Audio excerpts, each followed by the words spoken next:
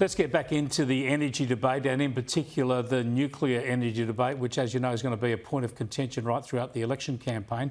I'm joined on the desk by Bruce Wymond, who heads up a group called Coal to Nuclear. Thanks for joining us, Bruce. Tell us in a nutshell what your organisation is about, why you formed it. Right, okay. Thanks very much, Chris. Coal to Nuclear is looking at the energy transition in Australia and looking at it from the point of view of not just renewables, but also incorporating nuclear into the mix. And it came from me being an engineer 40 years ago on Loy Yang Power Station, and now potentially turning that off. It's equivalent to around 1,500 wind turbines. So the practicality of turning that off with wind turbines and batteries seemed unreasonable. And I started studying nuclear engineering about 4 years ago, and I've been involved in advocacy since then. Just to flesh that out, 1,500 wind turbines working all the time? Yeah, I mean, they work on a capacity factor, what they call, of about 30%. Exactly, yeah. So to replace Loy Yang, would you want the 1,500 or 3 times that? No, the 1,500. The 1,500, 500 spinning at a time, theoretically. Yeah. Now, the point here about it, Coal to Nuclear, I love the name because it's so obvious, right? That if you want to reduce the emissions from our fixed generation plants, then the obvious way to do it, if you took all the politics and everything out of it, if we'd made that decision back in the 90s or 2000s, then the obvious way to do it would be to replace each one of those coal-fired power stations with a nuclear facility, because you've got the industrial setup around them and you've got the transmission links, and you've replaced like for like without the emissions. Yeah, look, that's exactly right, Chris. It's a matter of when looking at a site, there are so many metrics that are similar for both a coal-fired power station and a nuclear power station. You need the water supply for the steam turbines. You need the grid connection point. You need a labour force and a community nearby. And our coal power station plants, both Latrobe Valley and Hunter Valley, have those characteristics. All right, well, it's become very much a political issue. Labor ardently opposed to nuclear energy for this country. Let's have a look at what they've been saying.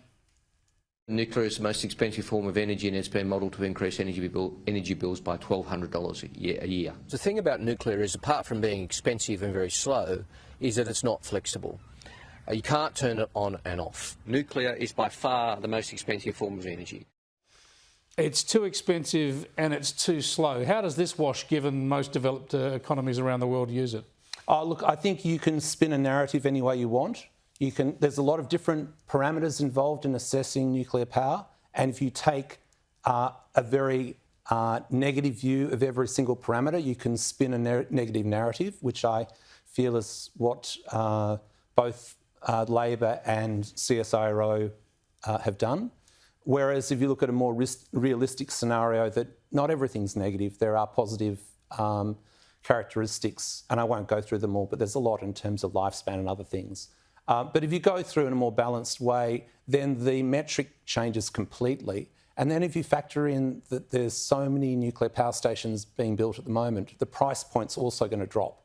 So that assessment that's been done is really out of touch with what's happening in the world. And certainly if we're looking at 2035, it's out of touch with what's going to happen in 2035. When you look at AI and the enormous energy demands for that, and of course the electrification we're talking about of motor transport and all sorts of other parts of the economy, the growing use of electricity if you're going to go to net zero, and you look at what's happening in Finland, in France, in America, in the UK, in South Korea, everyone, can Australia actually be a modern economy and not have a domestic nuclear capability? I don't think so.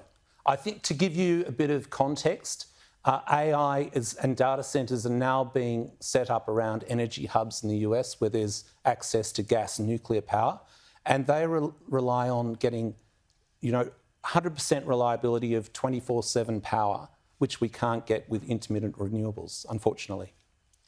So we just have to go down this path? What's stopping us?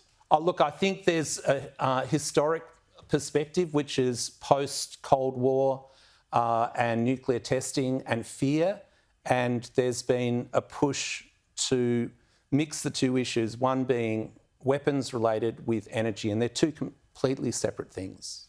Yeah. And what about the argument, some say that, which I find quite amusing, that we don't sort of have off-the-shelf small modular reactors available now, which seems to ignore the fact that there's a lot of ships and submarines going around the oceans now from defence forces that are actually powered by what are effectively small modular reactors. Yeah, look, that's right.